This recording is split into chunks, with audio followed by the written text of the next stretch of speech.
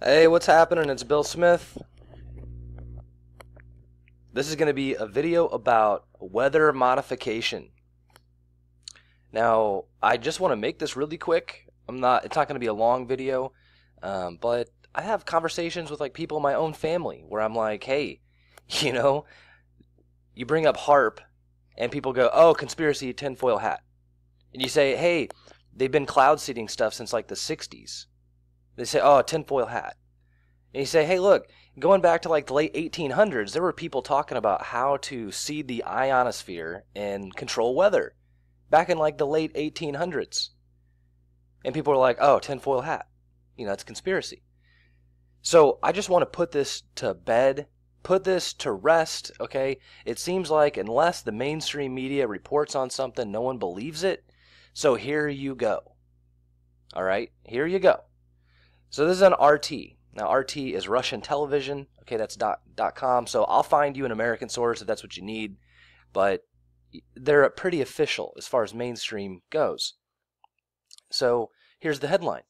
China to make it rain over an area 3 times the size of Spain. That's big.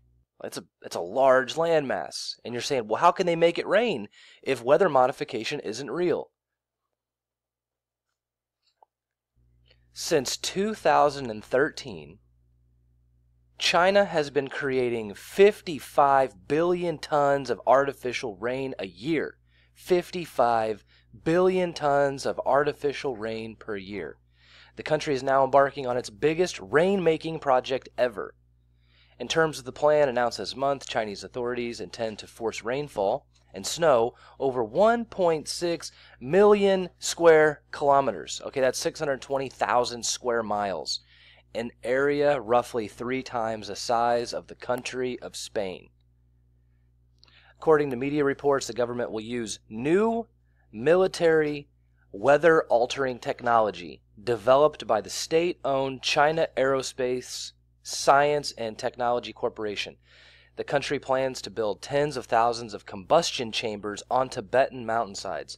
The chambers will burn a solid fuel, listen to this, which will result in a spray of silver iodide billowing towards the sky. It's all about seeding microparticles up in the ionosphere so you can charge them up. And that's what HARP's for, if you didn't know that. So it says more than 500 burners have been deployed on alpine slopes in Tibet, Xinjiang, and other areas for experimental use. The data we've collected show very promising results. Sometimes snow would start falling almost immediately after we ignited the chamber.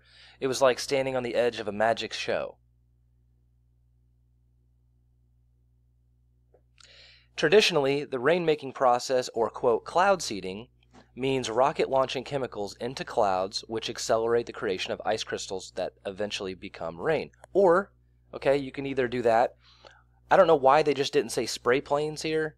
Why would you rocket launch chemicals into clouds? You're not going to launch a rocket into clouds when you can fly a plane through them.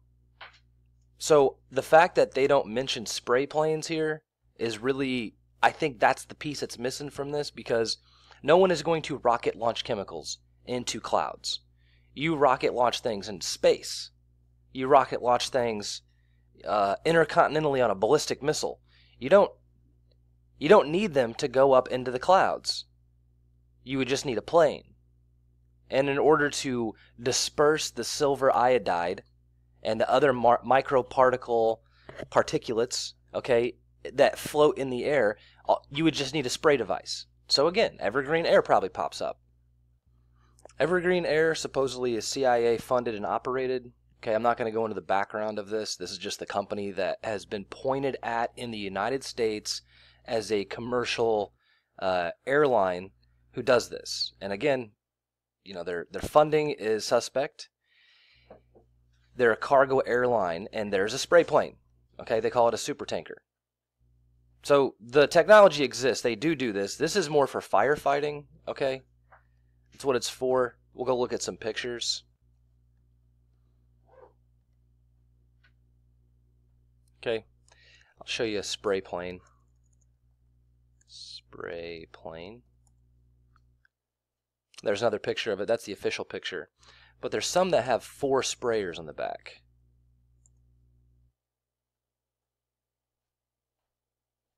This is where chemtrails come from. Now, some people think that chemtrails are, designed to poison us. Maybe. I don't know. It looks like its actual usage, though, is in weather modification. Now, look at these things. I mean, I read this year that, the science textbooks and look, there it is, okay? That's a spray plane. That's a spray plane. And see how they got these little sprayers out here, and they put them on the wingtips because they say, oh, that's a contrail. That's water vapor building up on the wing, but it's not. They stay up there forever, and you see them. Okay, we all see them. They sit up there forever.